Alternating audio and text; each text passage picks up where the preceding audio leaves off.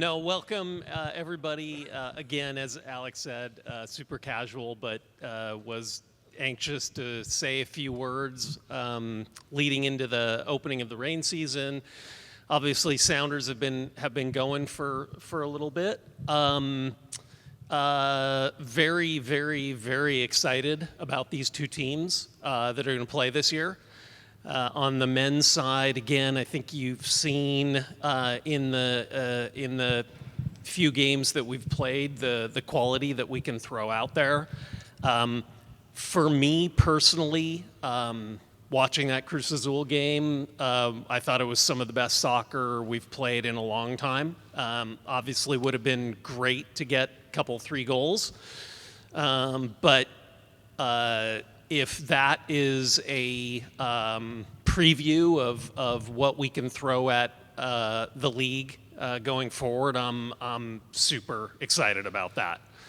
And I guess I won't be shy to throw out some names. For me, just seeing the quality and the joy that Pedro is going through out there now. Seeing the evolution of Obed as he continues to take more responsibility and get further into the attack. In the games where Jesus has played, his quality for me is undeniable. Seeing Paul Areola come in and do what he's done. Again, it gets dangerous starting to single out players, but I'm super jazzed about that group. Still with a little bit of room to maneuver this year, whether it's before this current window closes. FIFA's created an early window for Club World Cup. Whether it's heading into the second half of the season, it does provide us with a little bit of flexibility. Shifting gears to the rain, again, equally excited about what we have in store this year. The team obviously finished 13th last year. It wasn't good enough. I don't think anyone believed it was good enough. We thought as a group that we needed to get faster, more athletic, more dynamic. And we've done that. Again, some of the players that we've added, and hate to name names, but whether it's Lynn Biondolo, I think you're going to be excited to see Maddie Darlene, unbelievable speed. Maddie Curry has come in. I think we have 4 Maddies now. So. Emily Mason has shown well. Getting Jess healthy. So again, very, very excited about some of the options that Laura has available to her, the work that Leslie and Laura have done together to prepare for this season. Again, same with the rain. We have some maneuverability, not a ton, and everybody is also dealing with a new CBA on the NWSL side. So first year with no college draft, players signing directly, complete free agency. So it's been a learning curve. For all of us, and obviously Leslie and Laura have been in the women's game for a while. For me, it's now 8 months, and so it has been a steep learning curve there. But very excited about that. Overall, just again, the past year, the years in front of us. Again, did a lot of things, got into this facility, upgraded Starfire for the rain, so that facility is now quite good for that team. going through the rebrand last year. I'm sure Hugh will mention some of this, and Maya, both kits for both teams. But looking ahead, Club World Cup in 2026, and then the last thing for me is this campus. There are tidbits coming on this campus. It's gonna be slow and steady, but obviously we have partners on this 160-acre campus that we're working with daily to ultimately see the evolution and the vision be fulfilled on what this overall campus could be. Certainly a stadium is still something that is out there. Lots of work still to do, and science to be done on our and conversations with our fans to make sure that we believe that this would be the right place for a stadium. But as I've said for probably 15 years, every sports team, every sport dreams of their own, having their own stadium, and we're no different. Again, just one little tidbit, Alaska Airlines in that giant building sitting to the north of us, building their global pilot, flight attendant, engineer training facility there. Thousands of people cycling through there. Just will start to bring some energy to this campus, because it does feel like we're kind of the only thing going right now, and tenants will start to fill this building, and again there'll be energy and hopefully momentum for what the vision could be for this campus. Yeah, so with that, I'll pass it to Maya, and again, I think we'll have time at the end for questions. You're making me tired thinking about the last 18 months of work. As we start sort of thinking about next week and what the opening match really means for Seattle Reign FC, the 15th against Gotham, Saturday Night Lights at Lumen Field, it's hard not to think about everything that's happened in the last 18 months here. A year ago, we opened this place. We're working really hard to close the transaction to keep the Reign rooted in Seattle. The reality for us is that it is all the change that Adrian is referencing. We knew we weren't good enough on the field. The product on the field is what matters. It's what connects the community. Are those players in the locker room, the performance on the field. This is a club that wins things, and we need to win something. And so I think there was a group of folks that met quite consistently in the off season. We had an extended off season and used every single minute we could, because we know this is a moment to chart a new course. You're going to hear a lot about it being a new era for Reign. It's not about dissociating from the legacy and all of the change that has happened, but it's about really cementing an aspiration of where we want to be. And we want to be a leader in global women's football in this club. We want to be a top 5 club in the world. And that starts by making sure that we are winning on and off the pitch in our league, which is arguably, top to bottom, one of the best leagues in the world, if not the best. And we're excited about that, whether it's getting to introduce our fan base to a brand new roster of players, in addition to the ones Adrian mentioned.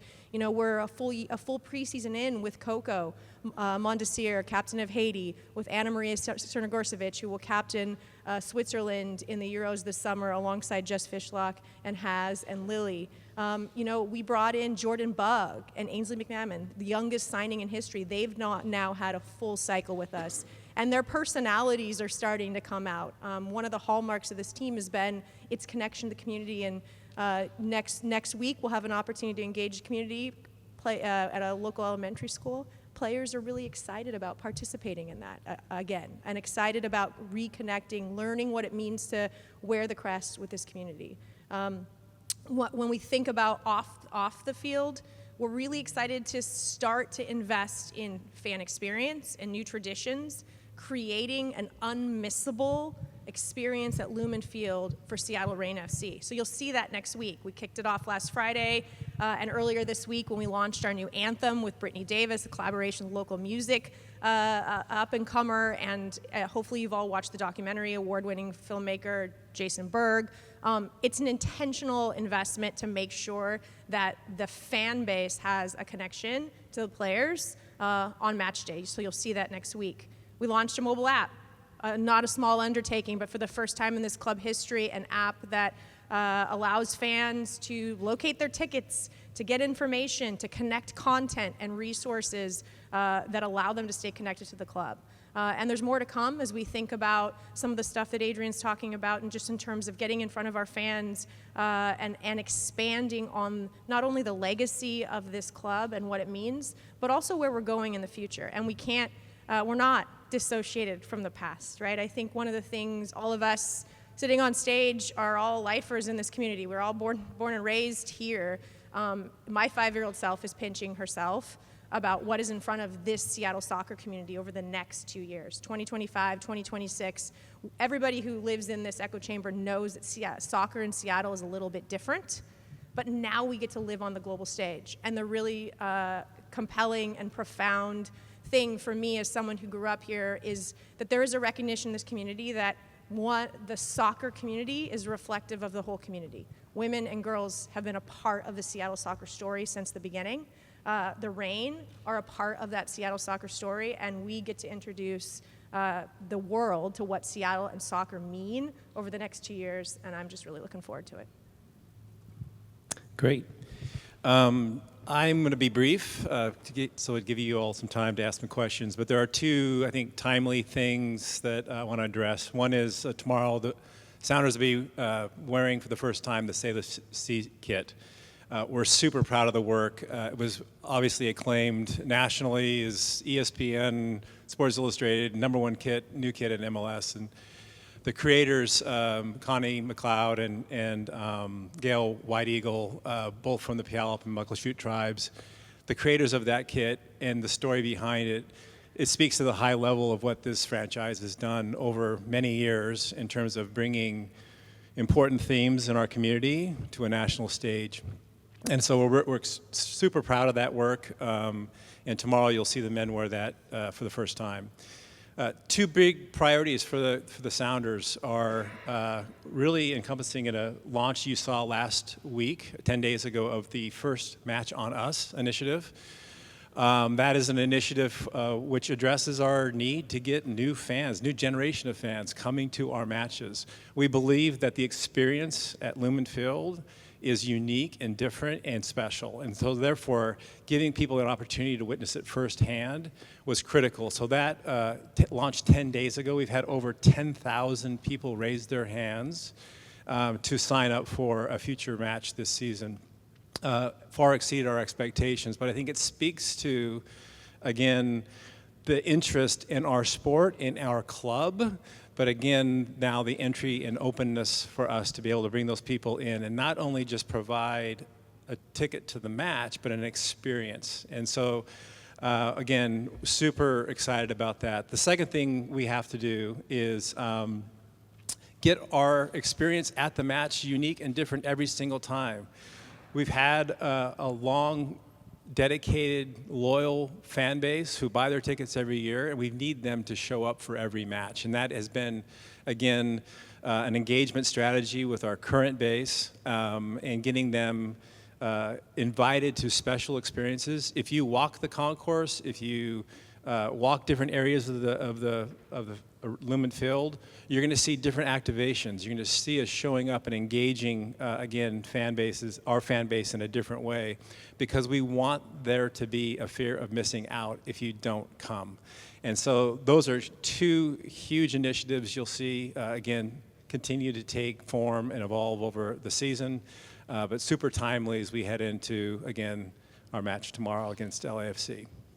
So with that, Alex, you now control the baton. Okay, we'll take questions here from the room. Jose, we saw you first. Giselle is going to bring it around, or actually, I can actually start it. And then I'll just call on folks from the podium. Go ahead, Jose.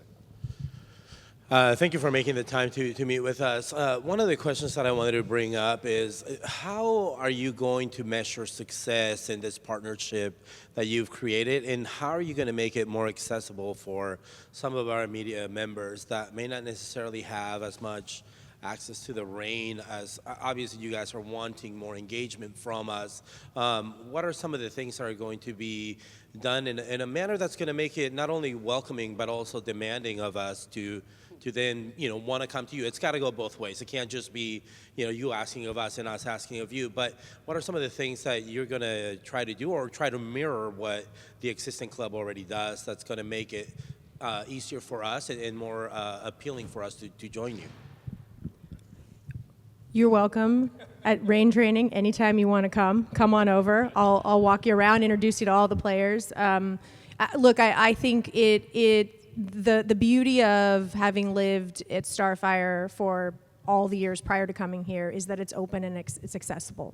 One of the challenges for us is that it's open and that it's accessible. But the very first opening training session this year, right? The opening day for the entirety of the team to be on the field happened to coincide with a massive youth tournament. And we went to the youth tournament partners and we said, hey, let's create a moment, right? Where this could be friction for parking and logistics and we're over here and you're over there.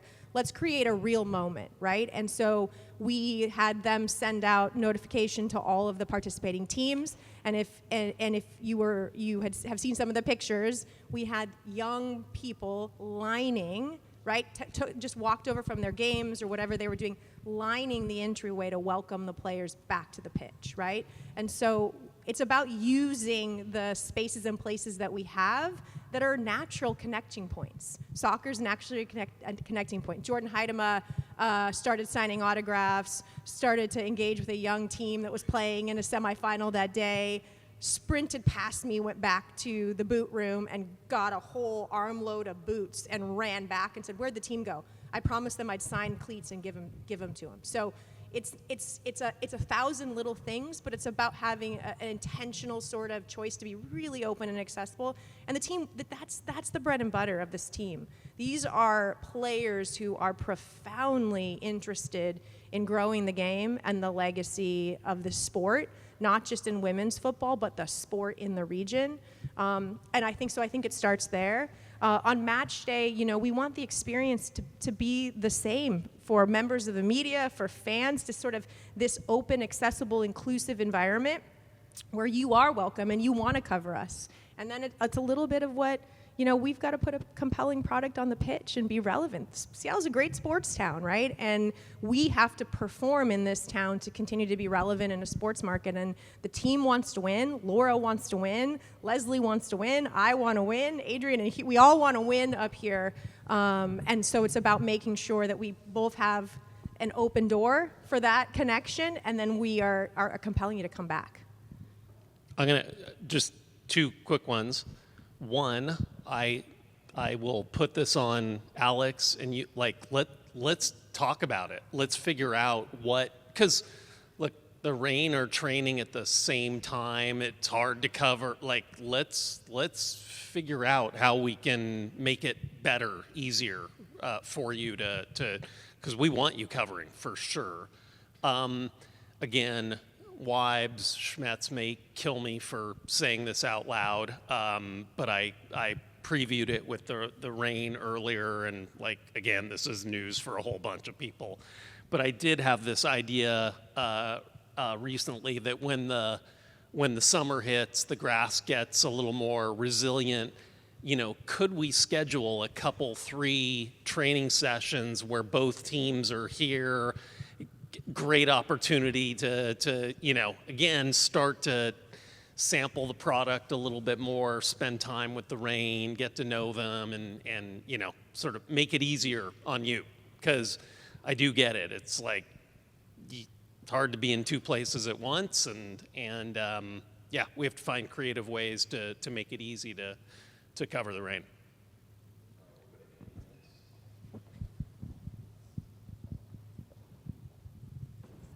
Andy Amash, Seattle Times. We've seen a lot of NWSL teams partner with MLS teams in their markets recently. What advantages do you see in terms of that partnership? Is it just infrastructure? Is it establishing a fan base? And Adrian, what are you kind of hoping to get out of this partnership now that you're officially, the owner, 8 months in and everything?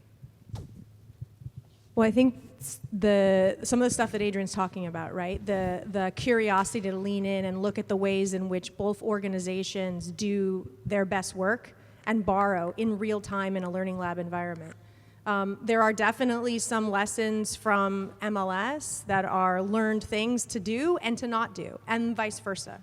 I think one of the things that is where 1 + 1 will equal 10 is these brands are really unique, right, and distinct, and at the same time are part of that same fabric in Seattle. And so from a business perspective, keeping that in mind is everything from, are double headers on the table? Sure, but should they be is also the question we should be asking ourselves.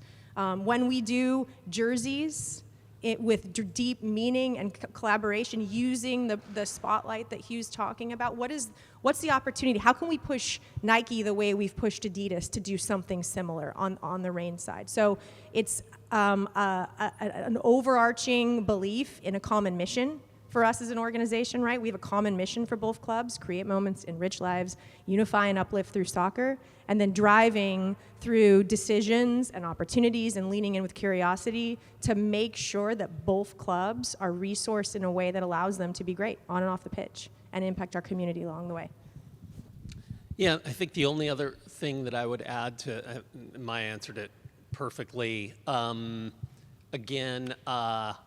born and raised here, and you're asking as owner, kid that was born and raised here, grew up with the Sounders, now is all in on the Reign as well. We want to inspire the next generation of players and fans, provide aspirational opportunity for kids. Maya mentioned, out in the community, going to a school, school appearance with the Reign.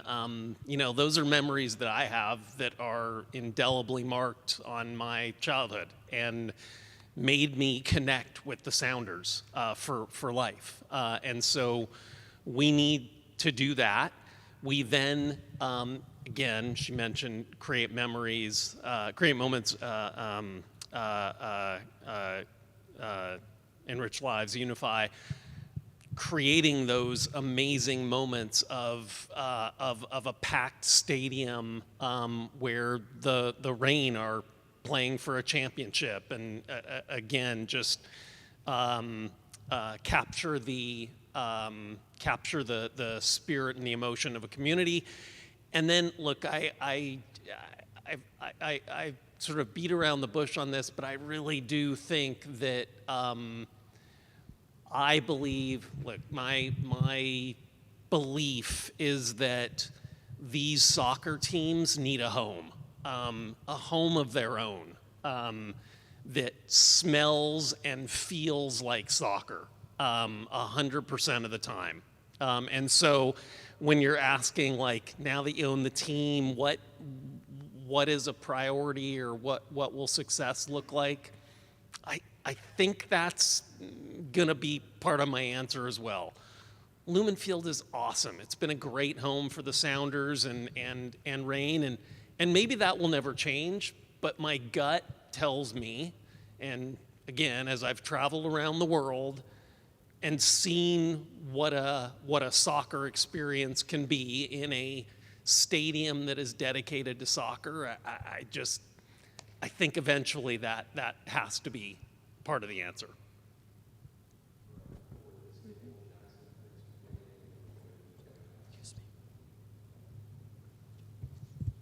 Hey, everyone. I want to talk a little more about the First Match on Us initiative. Hugh and Adrian, I wonder if we can dive a little bit deeper into the origins of it, when you guys first started talking about this being an idea. If you mentioned the 10,000, what was the initial goal, and is it a goal to get back to the 40,000 plus of pre-2020? And then for Maya, is this potential for the Reign to eventually do if it is successful for the Sounders? So I'll start. The genesis of this probably started 2 years ago when I got here. We started thinking about and evaluating. Adrian and I had a lot of conversations over the last few years about the maturity of the fan base and the fact that they've had such sustained success for so long that the expectations are so high that they start distinguishing a Wednesday match against a lighter opponent versus those big matches on the weekend against rivals. And so, again, it was this idea about how are we out there recruiting that next generation, and who are they, and how do we get them in, and what is the point of entry? So I would say, in order to pull something together like First Match on Us, and the reason that why you're seeing it staged with the Sounders before the Reign is that it takes a certain amount of infrastructure. How you pull the data in, how you turn it around into an offer, how you make it part of an experience that is not just a, quote, free ticket or whatever. So all of that work has been percolating for over a year to get this out.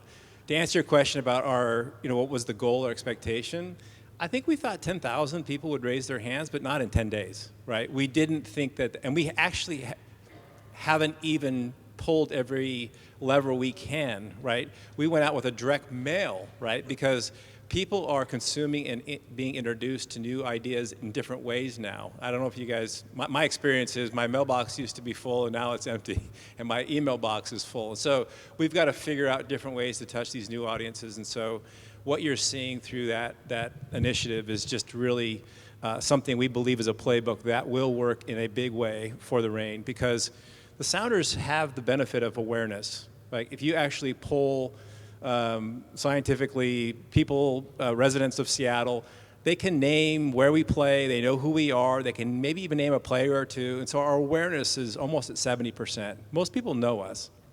They may not know what the experience looks like. The Reign have an entirely different challenge, right? Their awareness is much less. So the First Match on Us will be part of a series of things we do, but for this moment in time, it was right for the Sounders to launch that. I don't know if there's anything else on your questions that I missed. But also, I think the last thing Hugh mentioned, this is one thing. That there are more ideas percolating, there are more opportunities, and so we're in a mode of capturing new fans for both teams.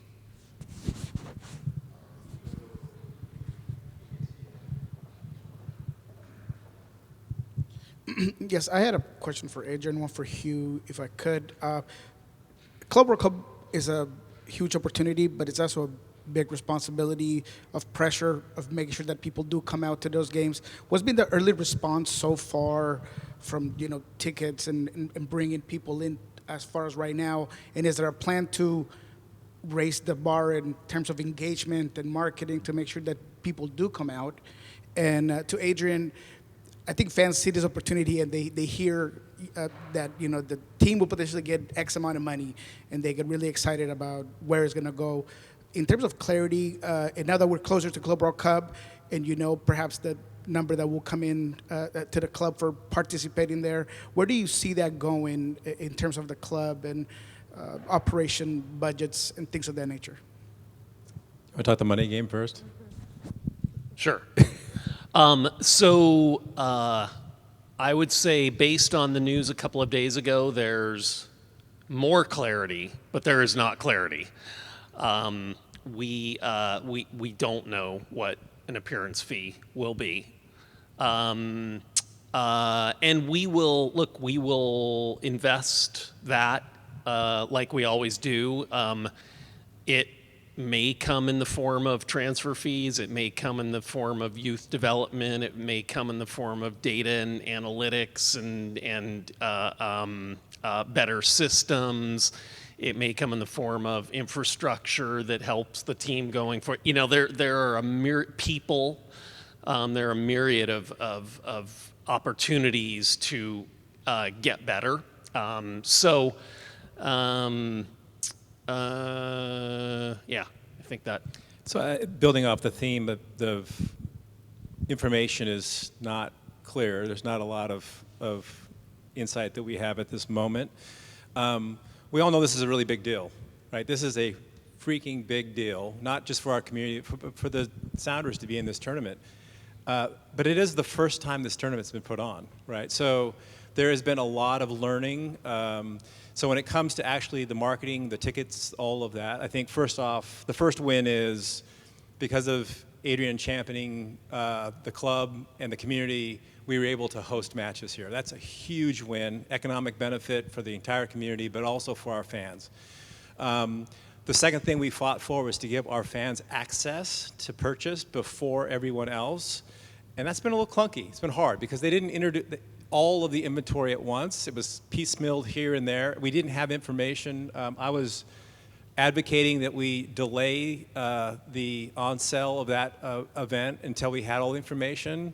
But again, this is not our tournament, right? So we can make strong suggestions. And finally, what I'd say is we're working continually behind the scenes to make sure that we activate in a way that we can make our fans feel like this is an incredible opportunity to attend. But again, we don't control the footprint. It's a bit like our CONCACAF, scenario. Like, we are participating, and we want to make it open and inclusive for our fan base, but oftentimes we're not in the driver's seat. I'll also add, I don't want this to come off in the wrong way, but we for sure do not control the pricing. And somebody might say the prices are cheap. I think others would say maybe it's expensive. So clearly price has something to do with demand and tickets sold. And so that's, I suspect going to be a continuing sort of work in process as well. We have been told, though, that Seattle is one of the best-selling markets in the country. We don't know more than that. We don't know anything else.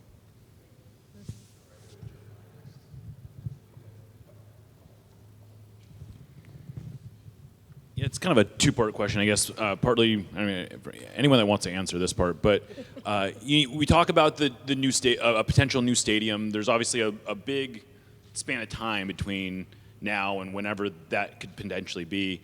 And so I guess part of the question is, how do you knowing that that's a future possibility, how do you bridge that gap in terms of, you guys have both admitted both tacitly and overtly that the atmosphere at games is not kind of where it was at one point. The atmosphere on the concourse is not what it was at one point. And so I guess the question is, how do you bridge the gap and sort of keep the level high?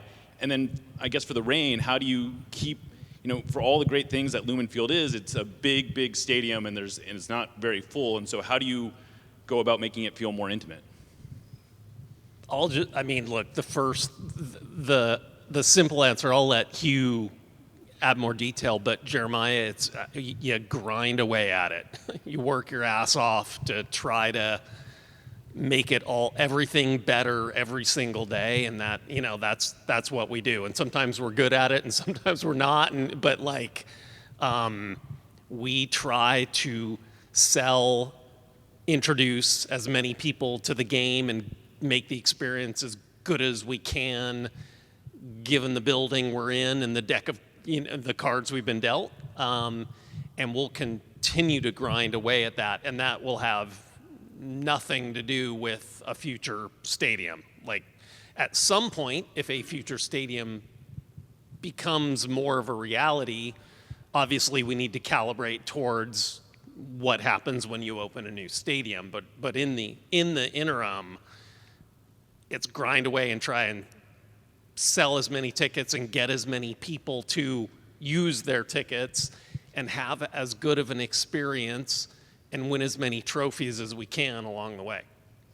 Just to build, I would say, Jeremiah, I think that oftentimes you stand back and you look at the entire match day, and it's easy to look at it as like one big thing.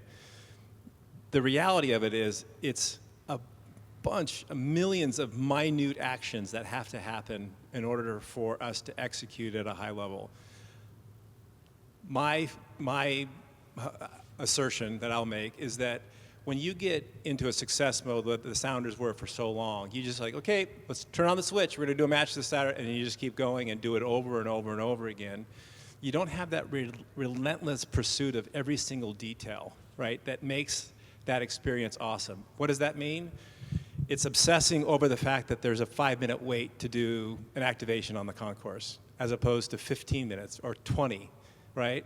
It's creating a culture where your staff, whether you actually have an assigned duty that night or you're just there as a fan with your family, that you're engaging and you're intercepting and you're making sure that experience for those people that have spent their hard-earned money to come to our matches have a positive experience. That was not necessarily present. It's something that you have to inject, and it has to be something we have to make part of the way we think about everything. So when I say walk the concourse, and when you see, like, those small details are the things that make someone's experience incredible and awesome and the reason they want to come back. Or, again, standing in line 25 minutes for a cold hot dog or whatever is not fun, right? So part of this we can control. Some of it we partner with Lumen on, and we have to be more, we are having more conversations about what that experience and our standards and expectations are on the things we don't control. And so that's how we bridge the gap between now and when we actually control everything there, is we have to put the actual work in place to grind out, as Adrian said, every single detail. And, I mean, you said it on the Reign side. The elephant in the room is that we're playing in an NFL football stadium, right? And so our job with the Reign is sort of twofold. It's one, forget about the elephant. We got to make you forget about the elephant. And the other side of that is just because the Seahawks or a concert or the Sounders use spaces and places one way doesn't mean that we rigidly look at that and say that's how we're going to use those spaces, right? So we've done the same exact operating principles, the same exact attention to detail to really look at what the match day experience could and should be. Where are our fans? Where do they walk through the front door, right? Where's the living room? Where do they go to the kitchen to get something to eat? What's available in the refrigerator when they're going to get something to eat, right? One of the things we've heard consistently from our fans is that, gosh, it just feels like everything is shut down on match day. We're going to open things back up, right? And we're going to help you find the places where people are on match day and put some more cool things there, right? Part of it is partnership, right? We're growing our partnership base in real time as well. Partners that are super interested in women's sports and women's football, and that want to be part of growing the fan experience. And so a lot of the conversations the team is having are what are those right partners to grow the fan experience. There's a few of those we're going to announce over the next couple weeks, so start seeing some of them on match day help enhance that experience. And then a lot of the other detail and I talked about this before, is a connection to community through the match day, right? I think one of the other things we heard about from our fans was, I come because I love watching the women play football. Like, I come for the match. We want you to come for the other things that are in the match. We want you to come for the camaraderie and community of being at the match together. And so the intentionality of working with Brittany to deliver an anthem, to have a new ritual, a new point of view on how we connect people to what's happening on match day. Those are the kinds of things, when I say make the product unmissable, it has to be a combination of all those factors and the relentless pursuit of detail and a real understanding that, you know, the way that a family, like my family with my 2 young kids, is going to go find Dippin' Dots is not how maybe somebody who lives in the city who is trying our product for the first time on one of our many Friday night matches might want to experience the game and be willing to experiment with those curated experiences for those different fan bases.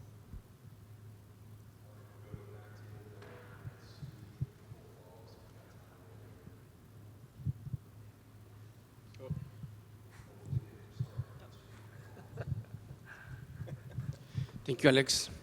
I guess 2 questions. One is in terms of soccer, Seattle Sounders already have a system to develop players from amateur clubs, the academy, the Tacoma Defiance, and the first team. Reign, what is the plan for Reign? And I guess my second question is, in terms of making soccer accessible for everybody, Sounders through Ray Foundation, the Mini Pitch, and all these programs have approach to the boys. But now for girls it's a little bit different because the immigrant community the boys' side they are just you put a ball and they'll go and play. In other communities, soccer is not like soccer is just for boys. So what is the plan for Rain to try to get in contact with those communities where soccer is not really for, or is not meant to be for girls? That's my favorite question. Thank you. I'll maybe I'll do that one first, right?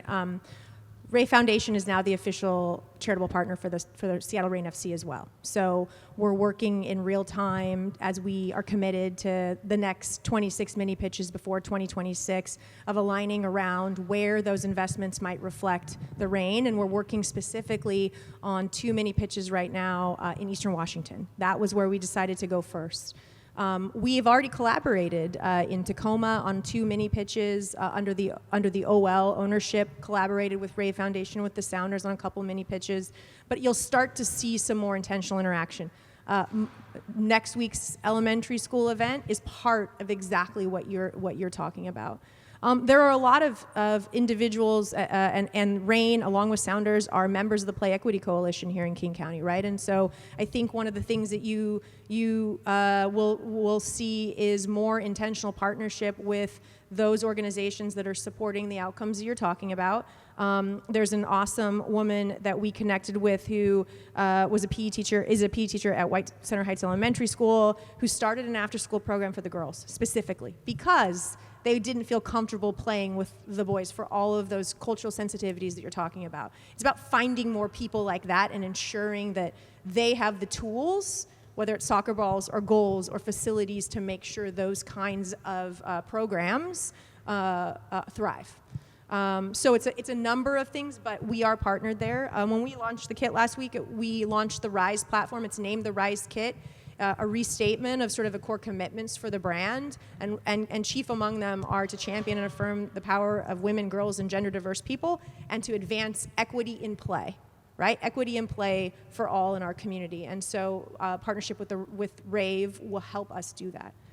Remind me, I got so excited about your second question. Remind me the subject matter of your first question. It was about? Academy. Oh, that one's fun too. Okay, good. Amy will kill me that I didn't say that one was fun too. Amy Griffin, member of the 1991 U.S. Women's National Team from here, first star on our chest for the women, is the technical director of Seattle Reign FC's Academy program. So we do have an Academy program. It's a slightly different model than the Sounders. It's not a player pathway program at the moment. You heard Adrian mention the shift in the CBA. There's no college draft. The entire sport ecosystem for women's football in this country and how we develop players is in flux right now. And so we're committed, first of all, to make sure that Amy has the tools to continue to grow the Academy program. There are a number of players from the Academy program that have been with our youth national teams that have come from the Seattle Reign Academy. She has worked hard to make sure that we are also providing connectivity to Leslie in this interim environment, and sort of, can we bring in players from clubs? Jordan Bugg's a good example. Emery Damas is a good example. Those are clubs outside of the Pacific Northwest.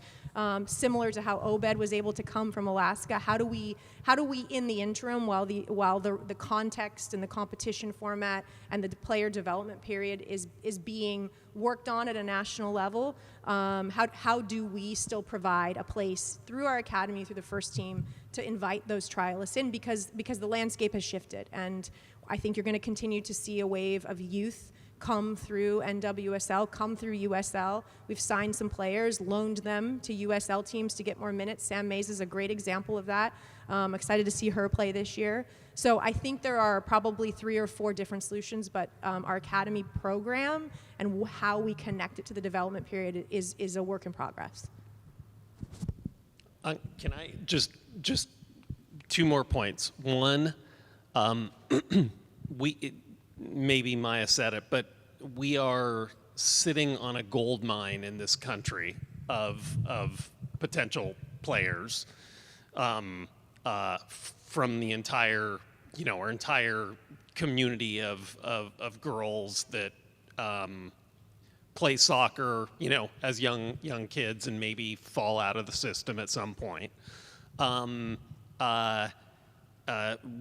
It is a massive competitive advantage we have in this country, because although in some of the immigrant communities it may not be as widespread, it is in this country. We're ahead of most of the world in terms of girls playing soccer. I guess I'll just add to that. So I am on the competition committee for NWSL. Leslie is sitting on a youth development committee for NWSL. Spending a lot of time with JT Batson, president of U.S. Soccer, CEO of U.S. Soccer, and that organization. They realize this is a huge opportunity, and again, it is the thing that's interesting is there is no real. I mean, there are youth clubs, but there's no sort of consolidated ecosystem and especially at the top of the pyramid as kids head towards being professionals, like there is with on the boys' side right now. So it's an opportunity to create it from scratch today and try to get it even better than what we've done on the boys' side. The final thing I'll say is the World Cup in 2026 on the men's side, and every World Cup, whether it's 27 for the women in South America, or it is 31, which I think there's betting odds has it in the United States for the women. Those are these seminal moments when you can bring tons of new people, fans, girls into the soccer ecosystem. So that 2031 World Cup, although it's a ways out, could be one of those moments that's transformational in immigrant communities, but just overall for bringing more girls into the soccer ecosystem.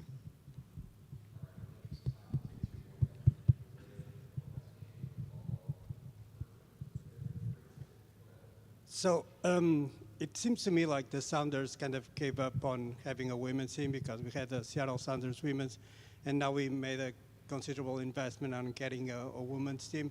So I wanted to know what's changed in the business landscape to make that investment. And then just taking the opportunity for a second question.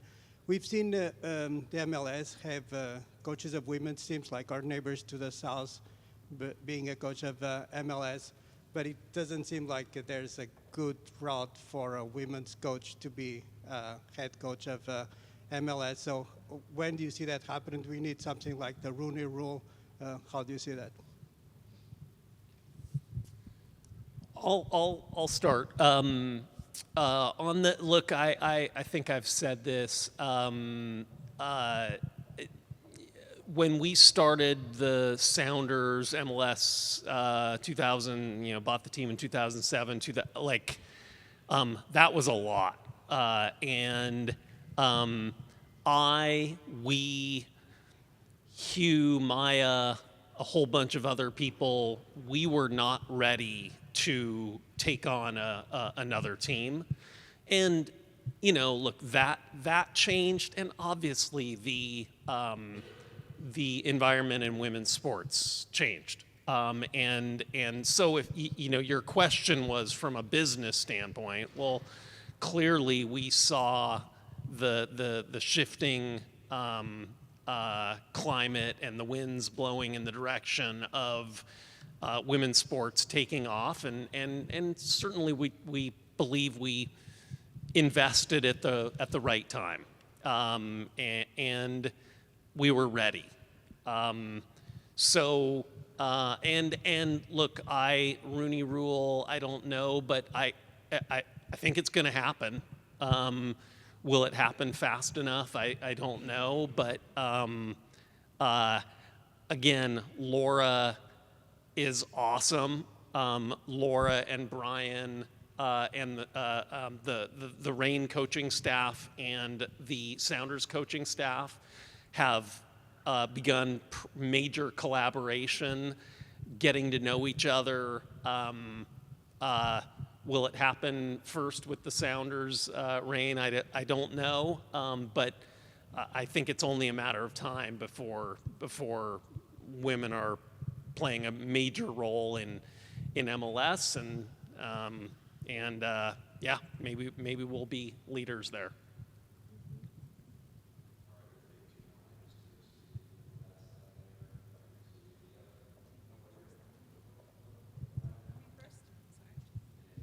Hi there, Susie Rant, Sounder at Heart. You mentioned the Reign, like possibly having the chance to, or needing to leave Seattle as part of the sale, and that was something that was at risk in 2019 as well when OL bought. And I'm just wondering, as much as you can, to take us behind the scenes in those negotiations and like how much of a threat that really was that the Reign might be leaving Seattle, and how much you had to fight to become the new owners. Well, I mean, there were multiple groups that wanted to own the Reign. I really can't speculate about how much risk there was of the Reign leaving. I'm not even sure that the owners who also wanted to own the team knew for sure. But you know, in professional sports, there's always some tiny bit of risk that an owner will, you know, pick up a team and move it. Again, I don't. The Reign aren't going anywhere now. We're super excited about the partnership, and you know, we haven't mentioned the Carlisle group who stepped up and are our partners, have been amazing partners to us. Super enthusiastic, encouraging. Again, they're a private equity firm, but their principals, the people that we deal with on a day-to-day basis, are as passionate about this as we are. I spend a lot of time on the phone talking about players and, you know, what the system is going to look like, way more than the revenue and the value of the team. So anyway. Yeah, it was certainly a risk, but I honestly can't tell you how big of a risk it was. Did I miss anything there? For Adrian, you've talked a lot about the future of this site. Do you envision the Reign ever moving here permanently down the road? And then also, what does acquiring a player like Lynn mean as a kind of statement from your new ownership group? So on the first one, you know, we have had conversations about what it could look like here. There is a multi-year lease in place over at Starfire, but obviously we have a lot of, you know, empty space here. So it is something that we've considered.